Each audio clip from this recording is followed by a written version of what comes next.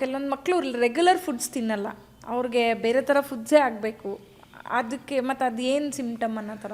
Simple ಏನೂ ಇಲ್ಲ, ಮಗುಗೂ ತಾಯಿಗೂ ಇರೋದು ಸಿಂಪಲ್ ವಾರ್ ಆಫ್ ವಿಟ್ಸ್.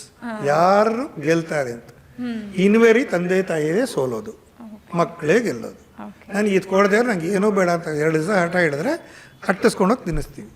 ನಾನು ಹೇಳೋದು ಎಲ್ಲ ತಂದೆ ತಾಯಿಗೂ ಹೇಳೋದು ಒಂದೇ, ಯಾವುದೇ ಜೀವಿ, ಯಾವ ಹುಳ ಆಗಲಿ, ಪ್ರಾಣಿ ಆಗಲಿ, ಪಕ್ಷಿ ಆಗಲಿ, ಮನುಷ್ಯರಾಗಲಿ, ಮಕ್ಕಳಾಗಲಿ ಹಸುವಾದ್ರೆ ತಿಂತಾರೆ.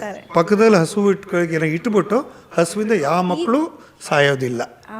ಆದರೆ ಏನು ಅಂದರೆ ಇದು ಹೇಳ್ದಂಗೆ ನಿಮಗೂ ಅವ್ರಿಗೆ ನಾವು ಹಸುವಾಗಿ ಬಿಡಲ್ಲ. ಒಂದು ಅವ್ರು ಏನು ಮಾಡ್ತಾರೆ, ನಮಗೆ ಬೇಡ ಅಂತ ಹೇಳಿ ಹಠ ಹಿಡಿದ ತಕ್ಷಣ ಅಟ್ಟಿಸ್ಕೊಂಡು ಹೋಗಿ ತಿನ್ಬಿಡ್ತಾರೆ. ಅಯ್ಯೋ ನಮ್ಮ ಮಗು ಕರ್ಗೋಗತ್ತ, ಬೇಡ.